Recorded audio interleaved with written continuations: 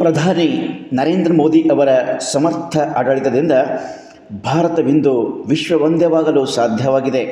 BJP ರಾಜ್ಯಾಧ್ಯಕ್ಷ BY Vijayendra.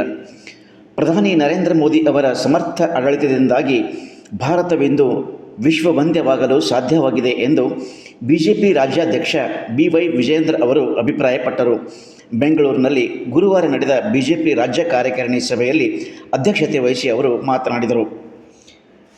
ಸಂಸದೀಯ ಮಂಡಳಿಯ ಸದಸ್ಯ BS ಯಡಿಯೂರಪ್ಪ, ವಿಪಕ್ಷ ನಾಯಕ R ಅಶೋಕ್, ಮಾಜಿ ಮುಖ್ಯಮಂತ್ರಿಗಳಾದ ಜಗದೀಶ್ ಶೆಟ್ಟರ್, ಸದಾನಂದ ಗೌಡ, ಕೇಂದ್ರ ಸಚಿವ V ಸೋಮಣ್ಣ, ಶೋಭಾ ಕರಂದ್ಲಾಜೆ, ಪ್ರಹ್ಲಾದ್ ಜೋಶಿ, ಬೀದರ್ ಜಿಲ್ಲಾ ಬಿಜೆಪಿ ಅಧ್ಯಕ್ಷ ಸೋಮನಾಥ್ ಪಾಟೀಲ್, ಹುಮನಾಬಾದ್ ಶಾಸಕ ಡಾಕ್ಟರ್ ಸಿದ್ದು ಪಾಟೀಲ್, ಮಾಜಿ ಶಾಸಕ ಸುಭಾಷ್ ಕಲ್ಲೂರ್, ಮುಖಂಡ ಬಾಬು ವಾಲಿ ಮತ್ತಿತರರು ಈ ಸಂದರ್ಭದಲ್ಲಿ ಹಾಜರಿದ್ದರು. ಬಸವರಾಜ್ ಆರ್ಯ.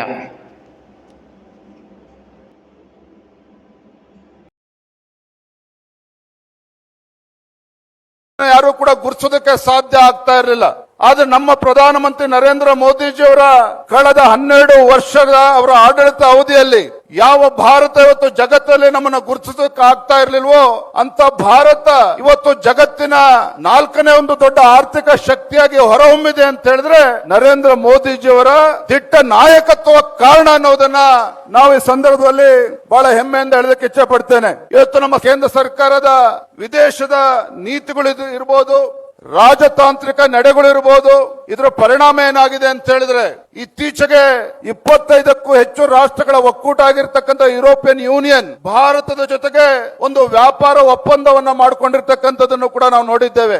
ಅಷ್ಟೇ ಅಲ್ಲ, ಅಮೆರಿಕವು ಕೂಡ ಭಾರತದ ಜೊತೆ ಸಂಬಂಧವನ್ನ ವೃದ್ಧಿ ಮಾಡ್ಕೋಬೇಕು, ಭಾರತದ ಶಕ್ತಿಯನ್ನ ಗುರುತಿಸಬೇಕು ಅಂತ ಹೇಳಿ ಏನು 50% ತೆರಿಗೆಯನ್ನ ನಮ್ಮ ದೇಶದ ಮೇಲೆ ಹೇರಿತ್ತು, ಅದೇ ಅಮೆರಿಕ 50% ಇಂದ 18% ಇಳಿಸಿ ಭಾರತದ ಜೊತೆ ನಮ್ಮ ಸಂಬಂಧ ಉತ್ತಮವಾಗಿ ಇರಬೇಕು ಅನ್ನುವ ಸ್ಪಷ್ಟ ಸಂದೇಶವನ್ನು ಕೂಡ ಇವತ್ತು ಅಮೆರಿಕ ದೇಶವು ಕೂಡ ಕೊಟ್ಟಿರ್ತಕ್ಕಂಥದ್ದು ನಾವು ನೋಡ್ತಾ ಇದ್ದೇವೆ. ನರೇಂದ್ರ ಮೋದಿಜಿಯವರ ನಾಯಕತ್ವ ಇಡೀ ಜಗತ್ತಿನಾದ್ಯಂತ ಗುರುತಿಸ್ತಕ್ಕಂಥ ಕೆಲಸ ಆಗ್ತಾ ಇದೆ. ನಮ್ಗೆ ಹೆಮ್ಮೆ ಅನ್ನಿಸ್ತದೆ.